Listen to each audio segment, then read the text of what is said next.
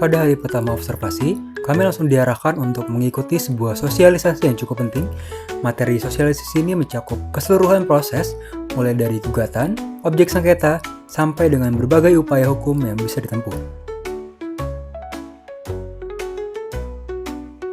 Sejujurnya, pembahasan yang disampaikan di sosialisasi ini tidak jauh berbeda, bahkan bisa dibilang sangat mirip dengan materi yang sudah pernah diajarkan oleh Pak Bustomi saat perkuliahan.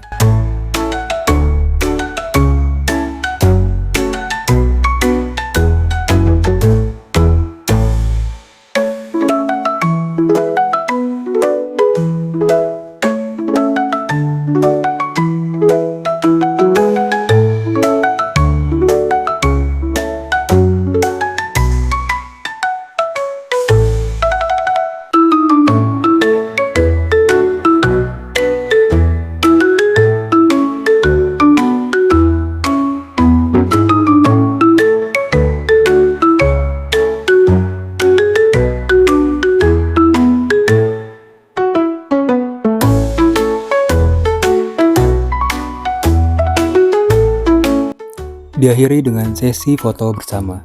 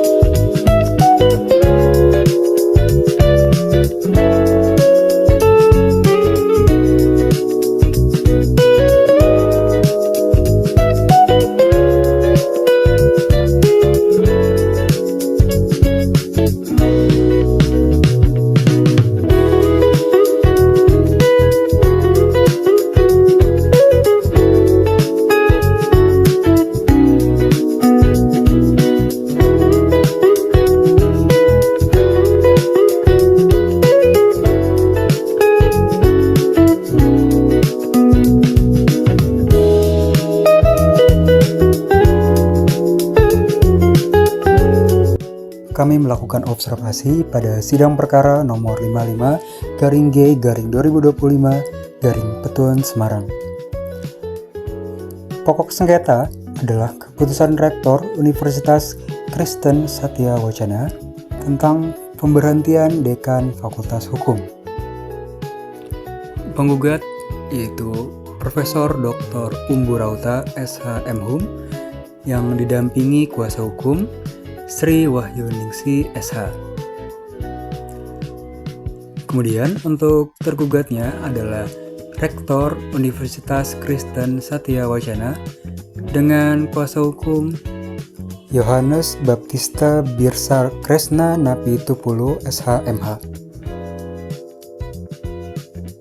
Agenda sidang pertama yang kami hadiri yaitu tambahan bukti surat para pihak dan mendengarkan keterangan saksi dari pihak penggugat. Pemberhentian dekan terkait erat dengan dua isu. Yang pertama, penanganan kasus dosen resfobia dan dugaan ketidakpatuhan dalam kerjasama. Poin analisis kami terdapat pada keterangan saksi fakta dari pihak penggugat. Saksi mengonfirmasi adanya surat teguran keras pertama dan terakhir yang dikeluarkan oleh tergugat. Namun, ia juga menegaskan bahwa istilah tersebut tidak diatur dalam statuta maupun peraturan UKSW. Mengutip dari keterangan saksi, dalam peraturan apapun di UKSW tidak ada terminologi teguran pertama, teguran terakhir, apalagi teguran keras. Ini menimbulkan pertanyaan besar mengenai legalitas formal dan prosedur yang digunakan oleh pihak rektor dalam menerbitkan SK pemberhentian. Keterangan saksi lebih lanjut menggambarkan kondisi internal Fakultas Hukum pasca SK diterbitkan. Pihak penggugat menyertakan bukti bahwa 21 dari total 27 dosen tidak memberi dukungan terhadap kepemimpinan baru yang diangkat sepihak oleh rektor.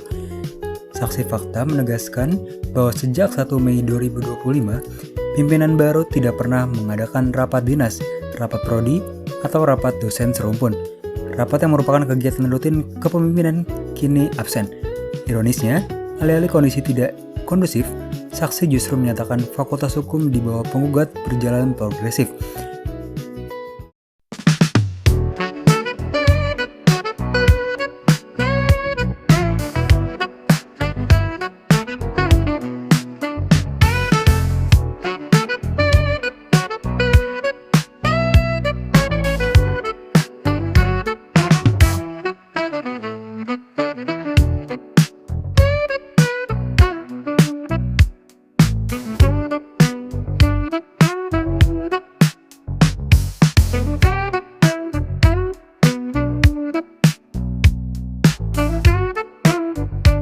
Agenda sidang kedua yang kami hadiri yaitu tambahan bukti surat para pihak dan mendengarkan pendapat ahli dari penggugat dan ahli dari tergugat.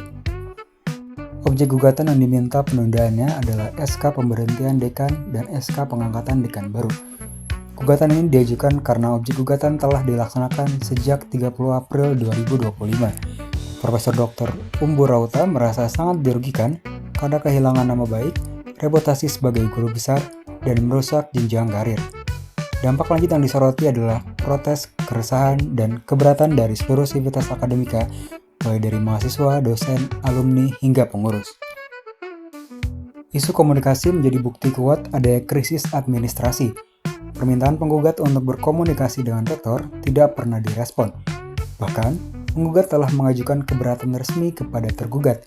Namun karena tergugat tidak menyelesaikan keberatan tersebut, sesuai batas waktu dalam pasal 77 Undang-Undang Administrasi Pemerintahan, maka keberatan penggugat dianggap dikabulkan.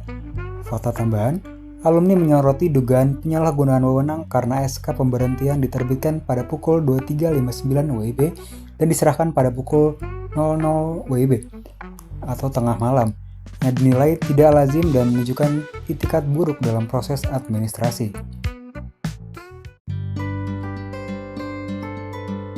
Dari dua sidang yang kami observasi pada tanggal 5 November 2025 dan 12 November 2025, kami mendapatkan banyak ilmu baru, khususnya terkait dengan hukum acara pengadilan tata usaha negara.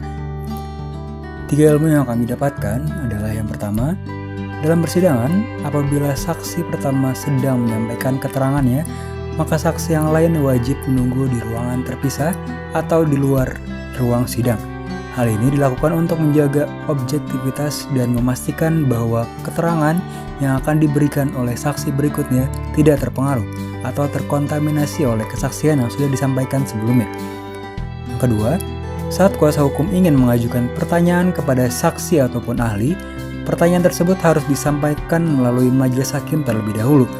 Majelis hakim yang akan menyalurkan pertanyaan tersebut kepada saksi ataupun ahli. Mekanisme ini membantu menjaga ketertiban dan fokus persidangan. Yang ketiga atau yang terakhir, majelis hakim berhak penuh untuk memotong pertanyaan ataupun pernyataan yang dikemukakan oleh kuasa hukum apabila dinilai tidak relevan atau tidak ada kaitannya dengan objek pokok perkara yang sedang disengketakan. Kewenangan ini digunakan untuk memastikan efisiensi waktu dan menjaga alur persidangan tetap fokus pada materi sengketa.